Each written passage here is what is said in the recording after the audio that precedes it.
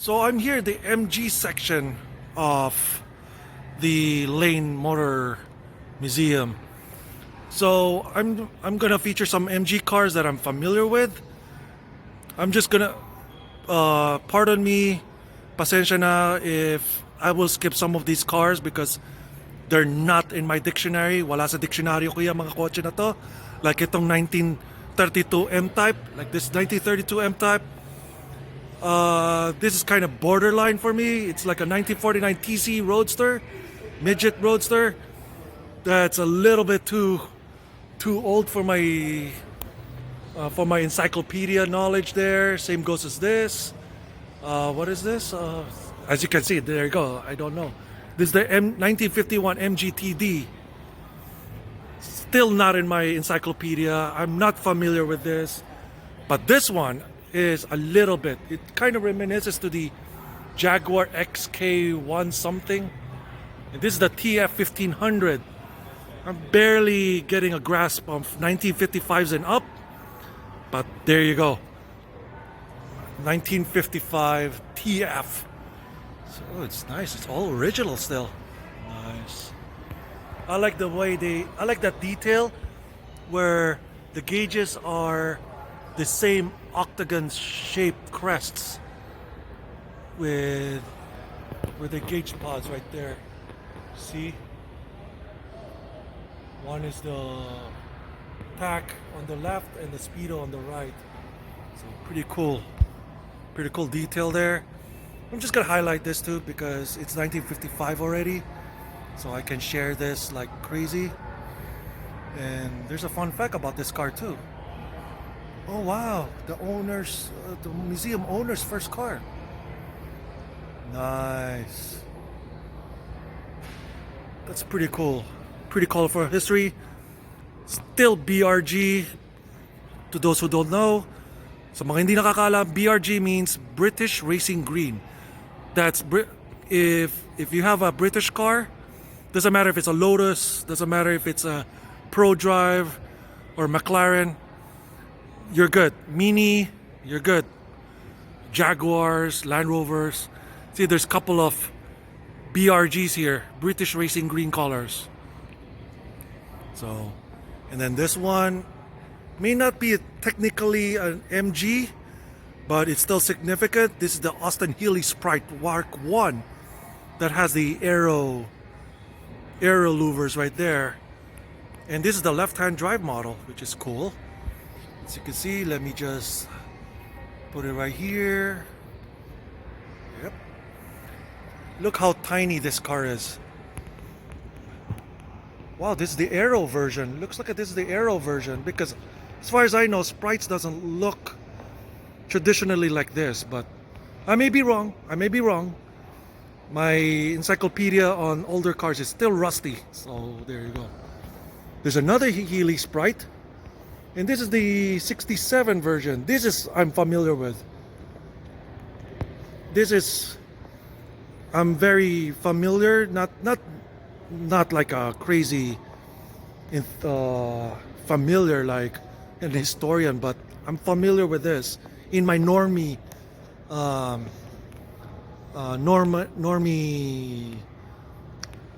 understanding about it. And let me just put it right here.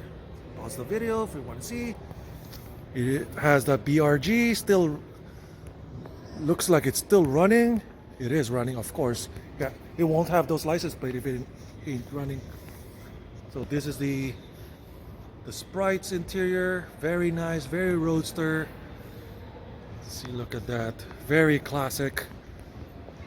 I mean, I adore small roadsters like this, but I'm just too afraid of owning any British cars because of their electronics. And then I think this is the Mgb. I think this is the Mgb Gt. Look at the silhouette. They look so familiar. Nice. And let's look at this GT. I think this is GT. Yep. Mgb Gt. I was right. This is Mgb Gt. So let me just pause the video to see the description. And why can't roadsters old and new came up with this body style as an option, at least. But I think the S800 Honda also came with this type of design. But of course, it's kind of silly to put a rear seats on this thing, because look at that. The only thing that you can fit in here is your, not even your Labrador, maybe a toy dog in here. Look at how silly the rear seats is. And look at the inside. Very, very nice. Very British. But I'm still too scared of owning a British car because electronics. I hope they improve one day. But I'll own a Triumph motorcycle though.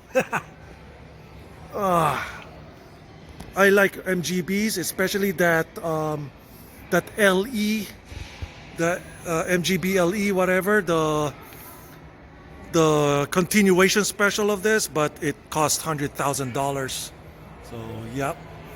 And last but not the least, if you play Gran Turismo or some video games back in the 90s, this is the MGF or MGTF, but this is the MGF. As you can see, it's a pre-updated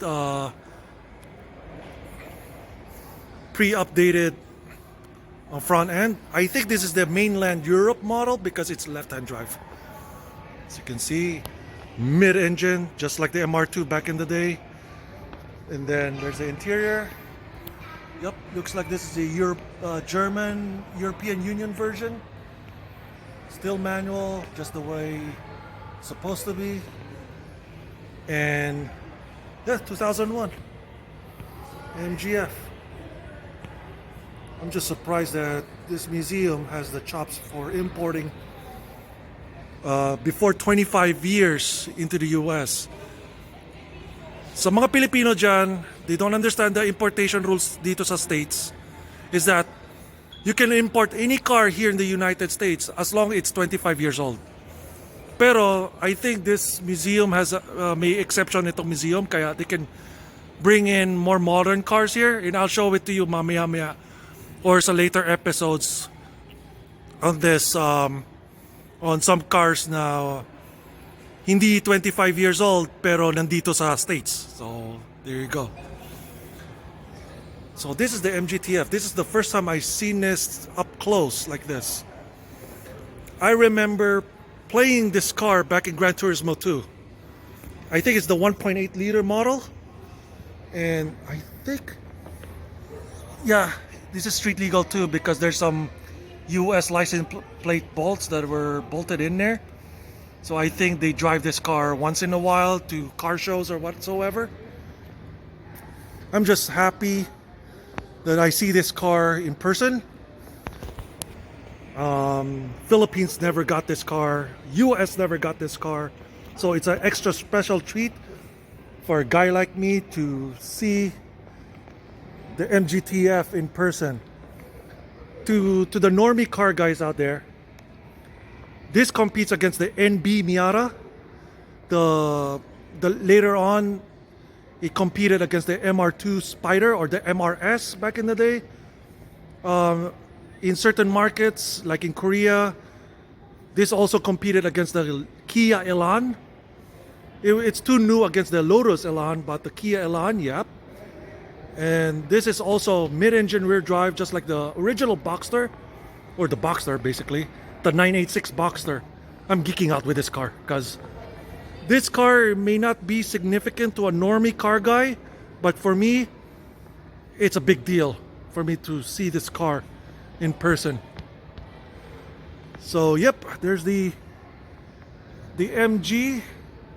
You have to come to this museum. I mean, like, I'm just geeking out like crazy right now. See, they don't have this twin cam right here. I think it's in the basement, but it's okay. Oh my god, I'm just geeking out. Curious car right here. It's called the Deutsche Bonnet HBR5 Bone Evil. Long, so we'll call this Bone Evil. So just pause the video to read the description here. And look at this. I think it's based on a DKW, also known as Audi nowadays. Oh no, it's not It's not a DKW, it's really a Deutsch Bonnet. It's a race car, of course, as you can see. It's all business in here. Like there's a fuel cell right there, some switches that I'm not familiar with. Yep. Yep, it's a real race car.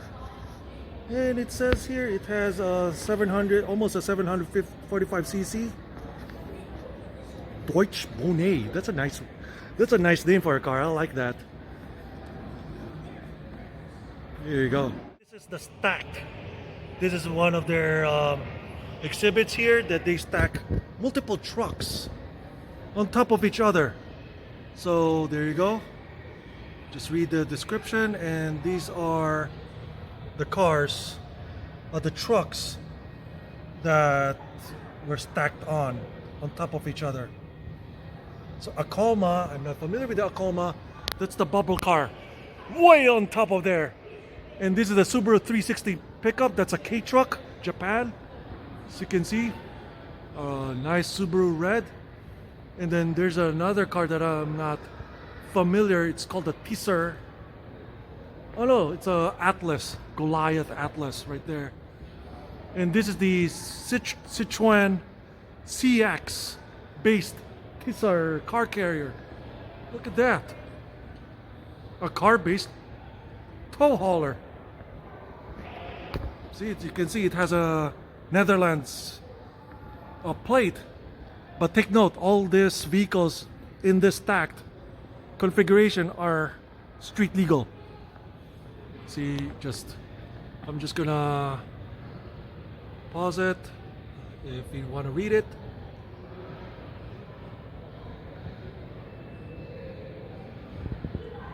The Citroen CX is just really a very interesting car, a truck, or whatever you call it.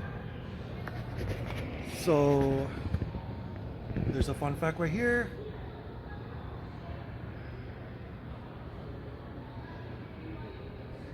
Oh, okay. So right now the Tatra Truck is on stilts at the moment because to support the enormous weight of these vehicles on top of each other. But when it's on operational, the air suspension works. So it's not broken. It's still street legal. Let's go around it. Look how big it is. And this is the Tatra Truck. Sa Pilipinas, hindi sikat tong Tatra, pero I think they're yung shape niya familiar sa Pilipinas, like yung mga Hino, mga Canter, mga ganyan.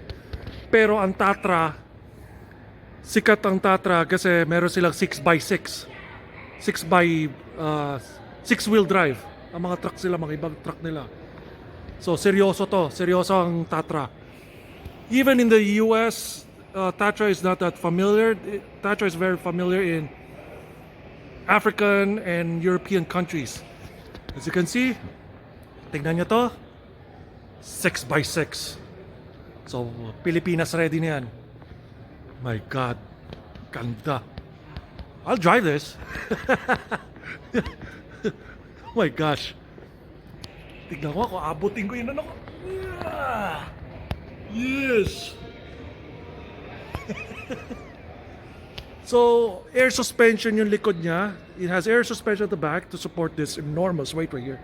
But right now it's on stilts at the moment for it not to wear out prematurely. But wow, 6x6. So, but this Citroen, man, crazy. There's also a version of this. I think it's currently owned by Michelin, and it has 16 wheels, but I'm not so sure. But yep, see, all of them is ready to go and strapped, just like a professional truck is. This one doesn't have a license plate, but I bet. Oh yeah, there's a license plate right there. See. So this is all of the vehicles right here are street legal. Even this K truck, I think this one too, the Goliath. So as you can see, there's a Tennessee plate, and there's the original European plate right there. Same goes with the Tissar, the Citroen. He has a Netherlands plates and of course the US Tennessee plates. Another fun fact about the state of Tennessee, they only use one license plate. Nothing in the front, just the rear. Just like Florida, Arizona, some other states too, that they don't have front and rear plates, which is good for aerodynamics and fuel economy on some cars. That's why on certain vehicles, they look good without the license plate in the front, but there's some vehicles that, like some Japanese JDM cars, that has already a pre-slotted license plate cutout, like that Citroen right there. It has already a cutout for the European license plate to be put in. As you can, let me show it to you. Tingnan nyo. Yep, there's a cutout. If there's a cutout like that, okay, put a license plate, good, no problem. But make sure it fits properly. So there you go. All right, on to the next vehicle.